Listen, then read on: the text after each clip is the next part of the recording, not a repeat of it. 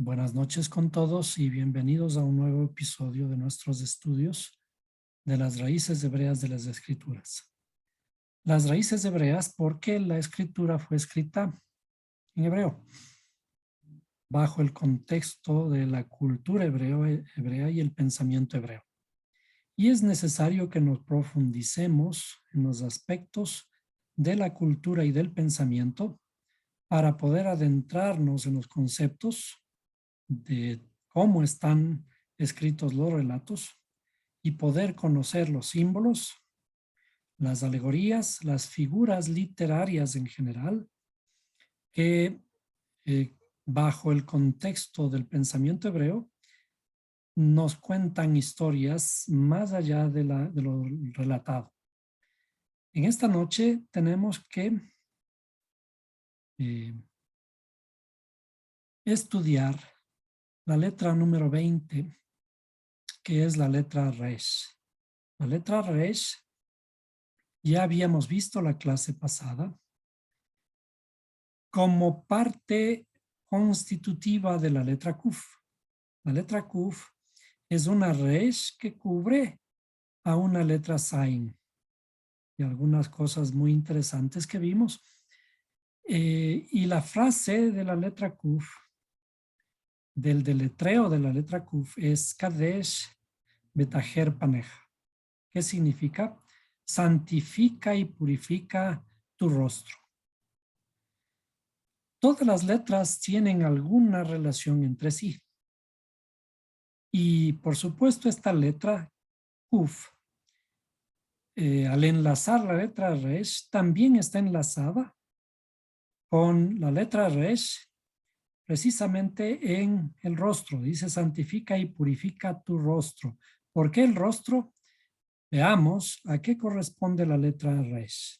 La letra Resh, el deletreo de la letra Resh, que es Resh, Yud, Shin, también conforma una frase en hebreo que dice Reshitha Irat Shamaim, que está traducido como tu principio es el temor a Dios. Sin embargo, si profundizamos un poquito en la frase, cómo debería ser traducida, aquí debería, al terminar en Shamaim, debería la frase terminar en los cielos, y por lo tanto también podríamos traducir tu principio es el temor a los cielos. Algo curioso, porque en realidad debemos tener temor a Dios. Pero Dios, ¿en dónde habita? Habita, por supuesto, en los cielos. Desde luego, todos estos conceptos no son tal como están descritos, sino que hay más profundidad en cada uno de ellos. Comencemos por estudiar la letra Resh. Y hemos preparado una pantalla acerca de algunas palabras que se escriben inicialmente con la letra Resh. La letra Resh está al inicio de todas estas palabras. La primera palabra, aunque quizás no se puede ver muy bien, déjenme ver si arreglamos un poquito esto. Si es que... no, lamentablemente no puedo. Bueno, la primera palabra es Rishon. Rishon, que significa primero. Cuando decimos, por ejemplo, el primer día de la semana, decimos Yom Rishon en hebreo. También la palabra Reshit. Reshit es el principio. Y el principio es la primera palabra que aparece en la Torá, en la escritura, en toda la Biblia. En realidad allí aparece con una bet inicial que significa en el principio, pero en realidad la palabra es reshit, que significa principio. Y vamos a seguir mirando ciertas otras palabras que están basadas en la misma raíz. La siguiente es Rosh, que significa cabeza. Cabeza en el sentido de principio también. Por ejemplo, ¿cuál es el principio en donde inicia el ser humano, el Adán? Inicia en su cabeza. Entonces, cuando nosotros decimos, por ejemplo, en el principio, creó Dios los cielos y la tierra, podríamos también decir por el principio, por la cabeza. Por la cabeza inició Dios, creó Dios los cielos y la tierra. Y de hecho, si recordamos una enseñanza de los sabios de Israel, que nos dicen una forma de recitar el primer verso de la Biblia, dicen, en el principio creó Dios los cielos y la tierra. En el principio creó Dios los cielos y la tierra. Bereshit bara Elohim et hashamayim bet haaretz. Es decir, cuando se relata en la escritura con estas palabras, nos está insinuando que el principio está aquí arriba, en la cabeza. El principio se le llama los cielos. El comienzo de todo es el pensamiento. La rectificación de todo es el pensamiento. Y aquí introducimos un pequeño concepto ya de resh, que significa también la restauración. El principio de nuestra restauración inicia aquí en la cabeza. Luego, hay otra palabra muy bonita también que dice Ra. Ra, Re, Jain, Hei. Ra, que es pastorear. Y para el sustantivo, cuando decimos mi pastor, entonces podemos decir Roí. Roí es mi pastor. Se acostumbra a veces a decir Roé.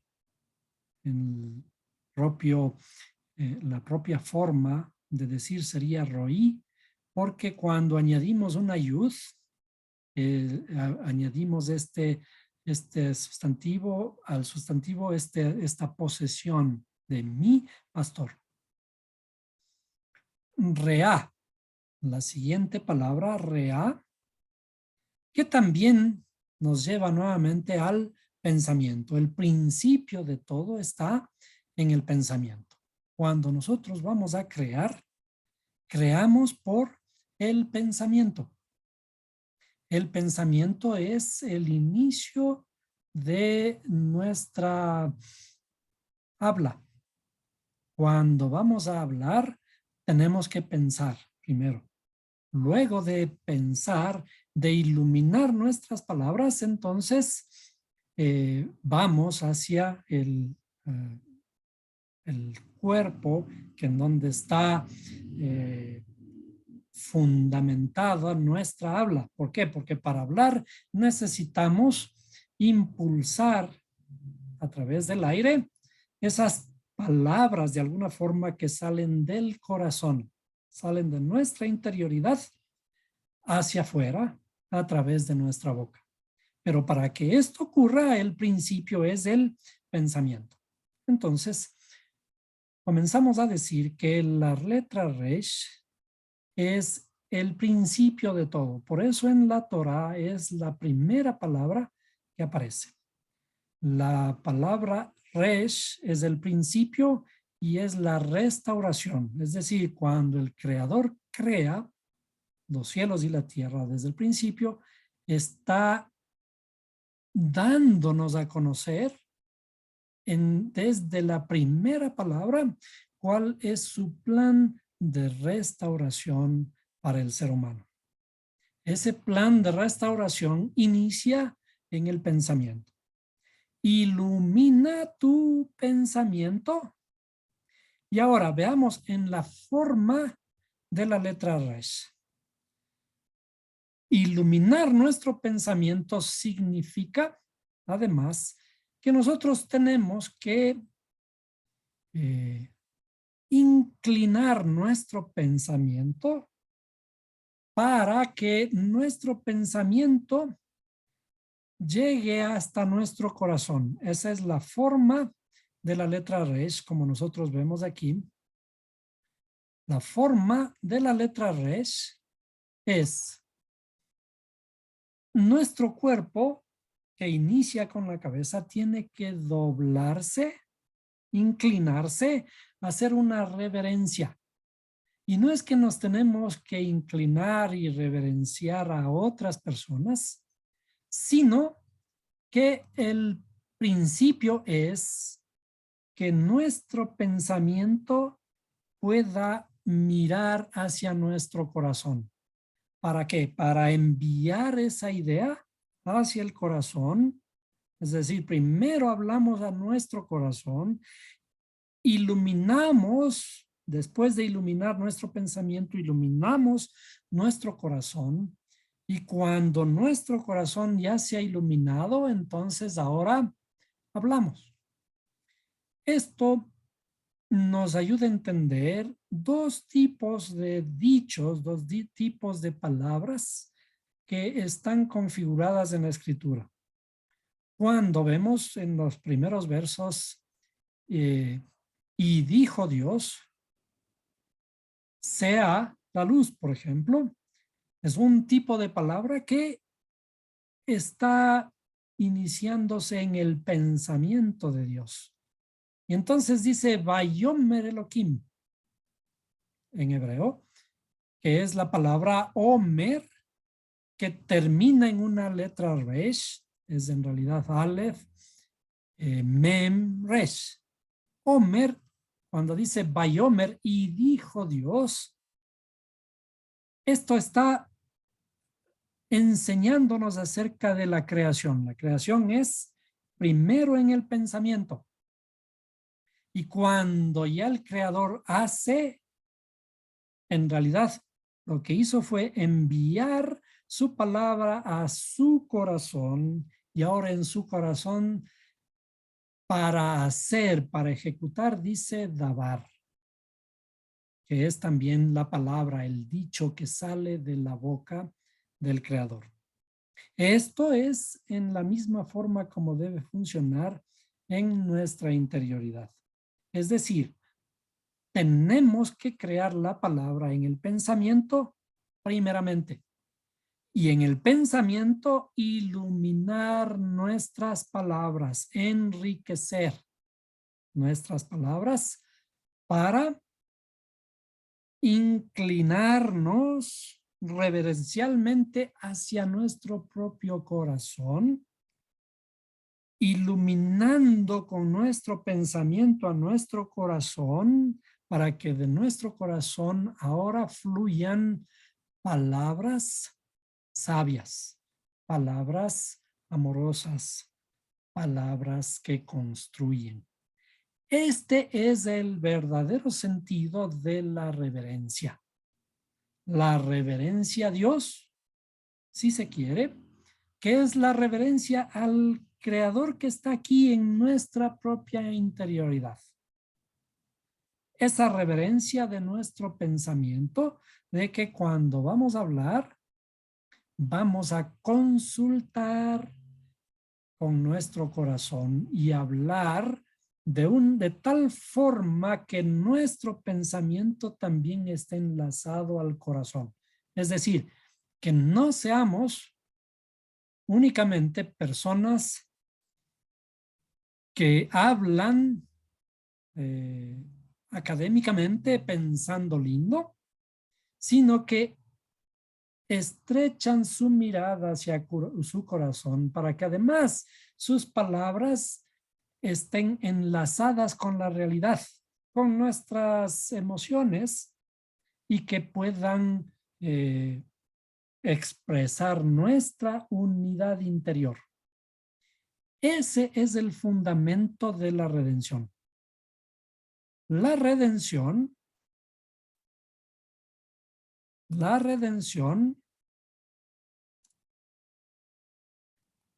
que está expresada precisamente en la letra Resh. La redención está expresada en la letra Resh porque es el fundamento de la redención. El fundamento de la redención es, comenzamos por la cabeza. Lo primero es la cabeza. El principio está en la cabeza para que podamos transformarnos, transformar nuestra interioridad. Todo inicia en el pensamiento. Cuando inicia en el pensamiento, hacemos una reverencia hacia nuestro corazón para que podamos sentir lo que estamos diciendo, para que podamos conectarnos con la realidad, primeramente con nuestra propia realidad. Esto es lo que de alguna forma está especificado también en la historia del Arca de Noé, que es el segundo principio. El segundo principio o la segunda creación.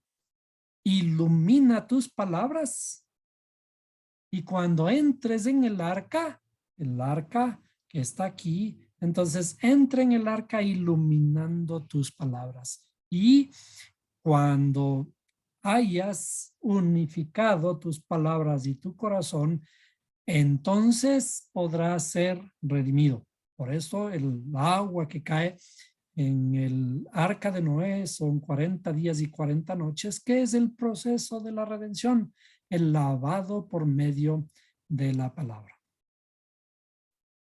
Continuemos con estos análisis. Hay algunas cosas más.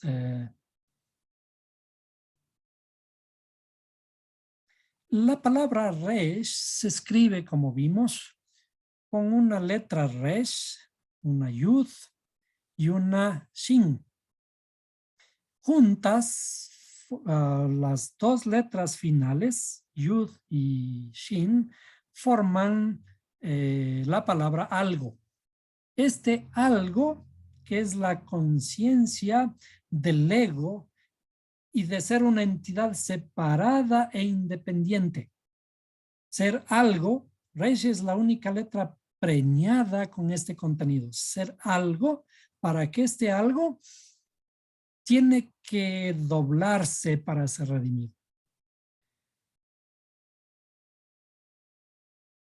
Tenemos que llegar a ser nada, y el sentido del doblado es esta de que tenemos que doblarnos para llegar a ser humildes.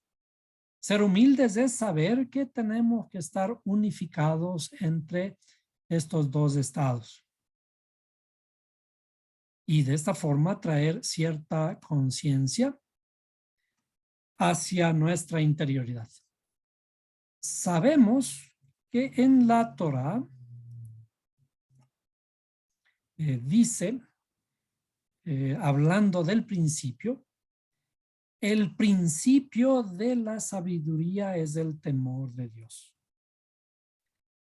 Nuevamente, el principio es el temor.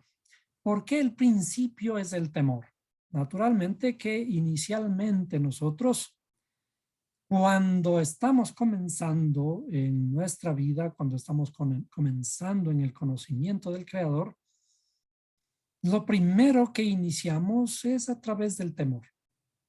El temor es la expresión de nuestro desconocimiento, pero el principio es el desconocimiento. ¿Para qué? para llegar de todas maneras hacia el conocimiento del Creador. Esto está configurado en la historia entre Isaac, el hijo, y Abraham. Isaac, cuando nació, su nombre significa el miedo reirá. Porque parece en la historia que su madre, cuando escuchó que iba a quedar encinta y estando vieja, ella se rió. Algo que parece un poco, poco importante, mejor dicho. No es tan importante en el sentido de que simplemente su madre se rió al escuchar que iba a quedar encinta, siendo ya una persona de 90 años. Y en realidad, el nombre de Isaac, que significa el miedo reirá, nos muestra que el principio inicia por el miedo, por el temor. ¿Qué debe ocurrir con el miedo, con el temor? Debemos redimir a Abraham, que es la bondad amorosa, debe redimir al miedo, debe transformar al miedo.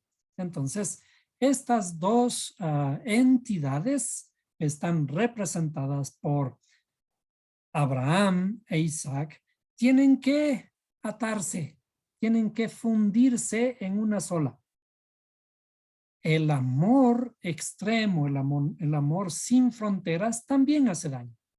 Tenemos que restringir el amor a través del temor, pero a su vez el temor tiene que ser también redimido, transformado. Por lo tanto, los dos tienen que unificarse en una sola entidad a través de un camino de comunicación entre la bondad amorosa y el temor.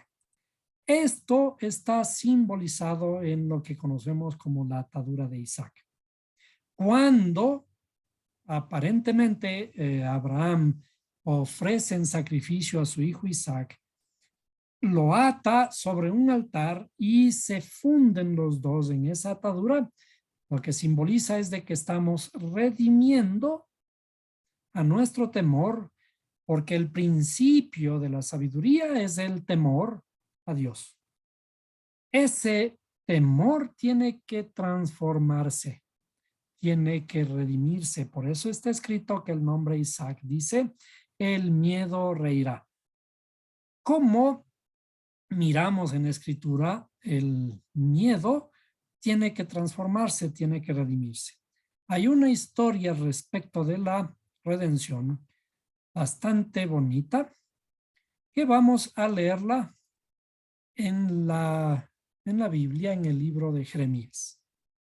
Jeremías 31. Dice, el Señor tornará el duelo en regocijo. En otras palabras, el Señor tornará el miedo en alegría. Por eso dice, el miedo reirá. Este capítulo bastante bonito inicia diciendo, ¿no? En aquel tiempo declara el Señor, yo seré el Dios de todas las familias de Israel y ellos serán mi pueblo. Es decir, cuando estamos mirando, dice, yo seré y ellos serán. ¿Qué significa? Que hay un proceso de transformación que inicialmente no son, pero luego serán. Yo seré el Dios de todas las familias de Israel y ellos serán mi pueblo. Y naturalmente hay algunas cosas intermedias, pero vamos a detenernos en lo que dice el verso 3. Desde lejos el Señor se le apareció diciendo, con amor eterno te he amado. Por eso te he traído con misericordia. Con amor eterno te he amado. Esa es una de las frases más hermosas que normalmente se le toma como una promesa. Dice, con amor eterno te he amado. ¿A quién ama Dios con amor eterno? Parecería que aquí dice a todas las familias de Israel, es decir, a Israel, a su pueblo, el Creador ama con amor eterno.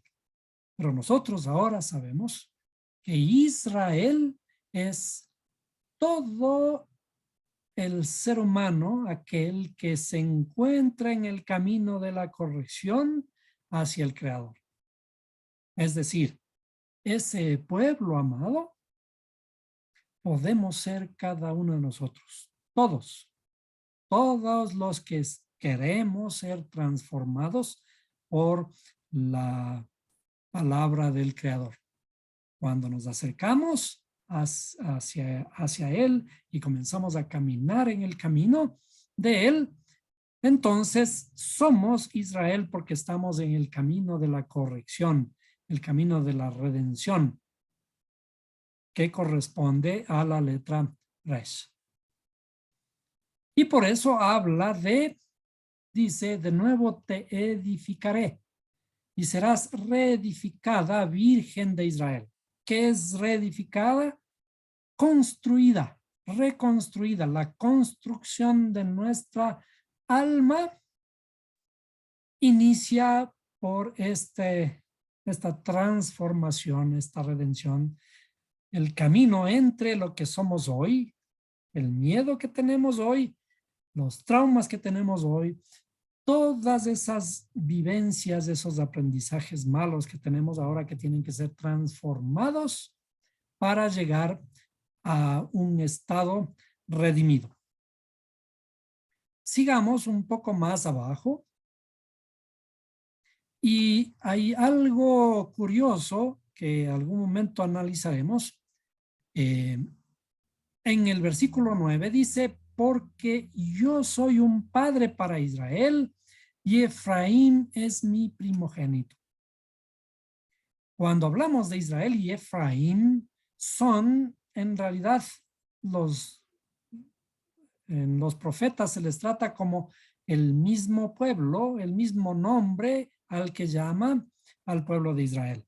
Veremos que Efraín es justamente el estado inicial de transformación psicológica de nuestra mente, que tenemos que transformarnos de una multipluralidad a una unicidad que debe darse en nuestra interioridad.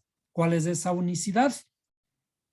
Como decíamos, que el pensamiento sea reverente o se doble para que pueda armonizar con el corazón. Es decir, cuando expresemos nuestras palabras, cuando expresemos nuestras acciones, hagamos nuestras acciones, que estas dos entidades estén juntas. El pensamiento, además, sujeto al corazón y el corazón sujeto al pensamiento. Sigamos un poco más abajo. Y en el verso 15 dice, así dice el Señor.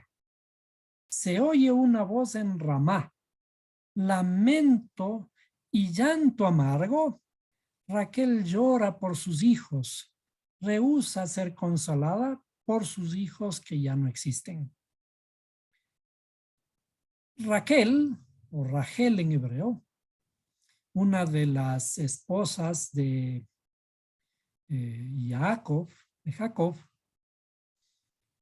es esta figura de la redención del pueblo de Israel. Raquel llora por sus hijos, dice, rehúsa ser consolada por sus hijos que ya no existen. Que si recordamos, hacemos un recuento de algunas clases atrás, ¿qué significa Raquel o Rachel y qué significa Lea?